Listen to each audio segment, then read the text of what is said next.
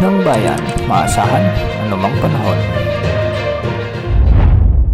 Magandang oras po sa ating lahat, narito na ang latest update sa lagay ng ating panahon ngayon at sa susunod na 24 oras. Ngayong araw nga ay nagdevelop na o nabuo na bilang low pressure area ang cloud cluster na binabantayan natin nitong mga nakaraang araw sa silangan ng Mindanao. Huli itong namataan ng Pag-asa sa layong 225 kilometers silangan timog silangan ng Tagum City, Davao del Norte.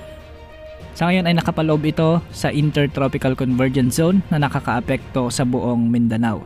Dahil nga sa low pressure area, asahan ang maulap na kalangitan na may mga kalat-kalat na pagulan at thunderstorms sa bahagi ng Caraga at Davao Region.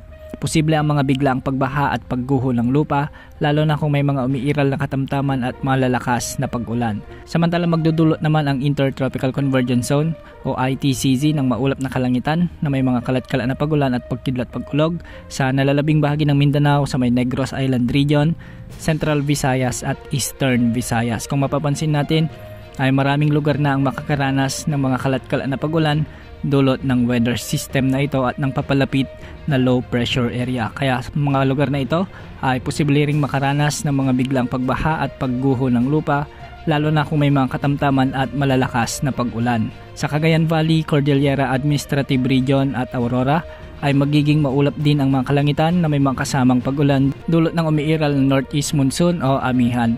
Hindi rin inaalis ang mga posibilidad ng mga biglang pagbaha at pagguho ng lupa, lalo na kung may mga katamtaman at minsan ay malalakas na pag-ulan.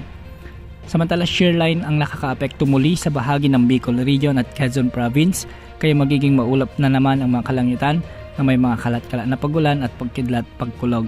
Dahil nga dito, hindi rin inaalis ang banta ng mga flash floods at landslides, lalo na kung minsan ay malalakas ang pagbuhos ng ulan.